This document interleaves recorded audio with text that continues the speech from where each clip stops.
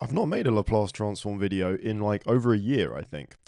But in this one, we're going to solve a non-homogeneous differential equation using the Laplace transform. And I've written the question here already. So the second derivative of our function of t minus 3 times the first derivative plus 2 times the original function equals 2e to the 3t, where t is greater than or equal to 0 and f of 0 is 5, whilst the derivative evaluated at 0 is 7. This is a non-homogeneous differential equation because unlike in a homogeneous differential equation, this term here is not 0. That's what makes it non-homogeneous. So let's go straight in and do what we've always been doing in our Laplace transform series, and let's actually just take Laplace transforms of both sides of this equation. So I'm going to rewrite this, and I'm going to do this as as rigorously as possible. So the Laplace transform of the second derivative, f double prime of t, minus 3 times the Laplace transform of f prime of t, plus 2 times the Laplace transform of f of t is equal to the Laplace transform of 2e to the 3t. Now, if you've not seen my other videos, this isn't going to make any sense, but hopefully you've seen my other videos, or you're at least a bit comfortable with taking Laplace transforms of derivatives and of some simple elementary functions like e to the power of at. So I'm going to write these down without explaining them, but I've got other videos that I'll leave links to in the description. I'll leave the Laplace transform playlist link in the description if you want to check it out. So that's, the first term is going to be s squared times f of s, capital F of s that is, minus s times f of 0 minus the first derivative evaluated at 0. That's the first term. That's what the Laplace transform of this is. Then we're going to do minus 3 lots of, and here we're going to have s times f of s minus f of 0 like that. And then 2 times the Laplace transform of f of t is going to be 2 times just f of s, like that. And the Laplace transform of e to the at is 1 over s minus a. So we've got 2 over s minus 3 here. Okay, then we can just kind of go through, simplify. We already know what some of these terms are. So we know that f of 0 is the number 5. We know that the derivative evaluated at 0 is 7. So we can rewrite this as s squared times f of s minus s times 5. So that's 5s minus 7 minus 3s times f of s minus 3 times minus f of 0, so minus 3 times minus 5, that's plus 15, plus 2 times f of s equals 2 over s minus 3, just like that. Hopefully, so far, this is making sense. This is the boring bit. We're just taking our Laplace transforms. So now if we simplify this as much as possible, we can group the like, well, we'll do the like terms in a second. Let's write everything that has an f of s in it, because at this point, what we are trying to do is make f of s the subject of the equation so that we can inverse Laplace transform it. So we need to get f of s fully on its own. So first of all, I'm going to start writing all of the terms that have an f of s in them, which we have got here.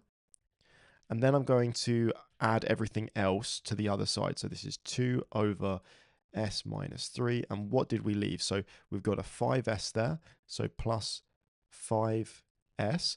And we've also got a minus 7 plus 15, and that's a plus 8. So this is what we've got here. Now what we can do is we can factor out f of s from the left-hand side. So f of s, and then open brackets, s squared minus 3s plus 2. That's still equal to 2 over s minus 3 plus 5s plus 8. And then this is going to factorize. So f of s is timesing by the factorized quadratic here, which actually factorizes to s minus 1 times s minus 2. So that's just the factorization of s squared minus 3s plus 2. And then I'm going to continue to write down everything that I need. just bear in mind what might be an 8 and what might be an S and what might be a 5, because I'm trying to make them look different, but sometimes it's a bit tricky. Now I'm going to divide both sides by s minus 1 and by s minus 2. So I'm going to have f of s on its own is equal to 2 over s minus 1 times s minus 2 times s minus 3 plus 5s plus 8 over s minus 1 times s minus 2, like that. Now, the next step that you would do is you would use partial fractions here to express, because the issue is, although we do have f of s on its own, it's very difficult to work out what the inverse Laplace transform of any of these functions actually are. So what I will do is I will use my partial fractions. Now, partial fractions take quite a while, and some people know a faster method, the cover-up method. So what I'm going to do is I'm going to assume that everyone's happy with partial fractions, and I'm just going to tell you what this is in partial fractions, okay? So the first one is going to be 2 over s minus 3 minus 2 over s minus 2 plus 1 over s minus 1. That's the first fraction there. And the second fraction, 5s plus 8 over s minus 1 times s minus 2, that in partial fractions is 2 over s minus 2 plus 3 over s minus 1. So please let me know in the comments if you would rather have seen me do the working out, but it would add literally another 5 minutes onto the video at least. So just in the interest of time. Now, we can also notice that stuff is basically going to cancel out here. So before we fully move on, we can realize we've got minus 2 over s minus 2, and then later we do plus 2 over s minus 2. So they completely cancel out. And also we've got a tiny bit more cancelling that we can do here. So we've got 2 over s minus 3. That's just what it is. So I can write that 2 over s minus 3, and I can read, I can keep calling that f of s. But here I've got 1 over s minus 1 plus 3 over s minus 1. So that's 4 over s minus 1. So now I have a very, very, very simple expression here. So now I can take the inverse Laplace transform. So what I can do is I can do just that. So taking the inverse Laplace transform of both sides, so of f of s, that's equal to the inverse Laplace transform of the right-hand side. And the inverse Laplace transform, just like the Laplace transform, is a linear operator. And what that means is that I can split the right-hand side into two separate Laplace transforms, and I can even take that. I'm going to do the same as for both of them. So I've left the 2 up there. I'm going to do the same thing here.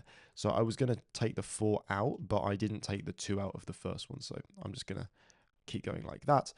And yeah, it's a linear operator, so I can do this. I can take Laplace transforms of both sides and then split it up like this, because the Laplace transform of a sum is the sum of the Laplace transforms.